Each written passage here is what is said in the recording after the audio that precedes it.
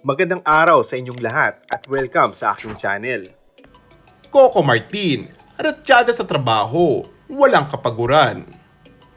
In fairness, parang kailan lang nung magsimula ang kapamilya primetime king na si Coco Martin sa Batang Quiapo. Ngayon ay hinihirit na baka malampasan pa nito ang record-breaking na ang probinsyano dahil sa taas ng ratings nito gabi-gabi.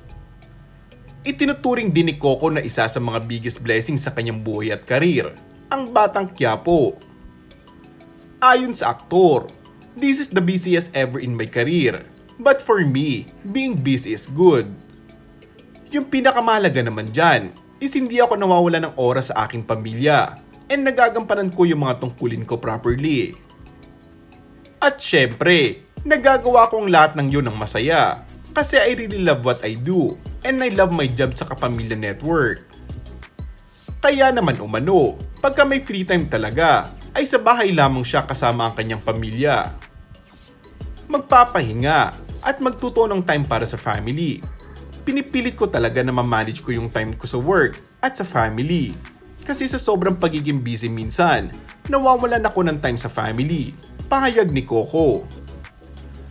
Ngunit kung may matututunan man daw sa gitna ng pandemyang ito, ay ang kahalaga ng pagpapalaga sa oras para sa pamilya. Kaya naman proud daw siya sa sarili niya ngayon at nagagawa niyang isabay ang pangangalaga ng kanyang karera, oras para sa pamilya at pangangalaga sa sarili, lalo na at batid niya raw na hindi lamang ito para sa kanya, kung hindi para na rin sa mga mahal niya sa buhay. Nauna nang ibinahagi ng FPJ's Batang Quiapo actor kung gaano kalaga para sa kanya ang karera dahil talagang pinagsisikapan niya ito.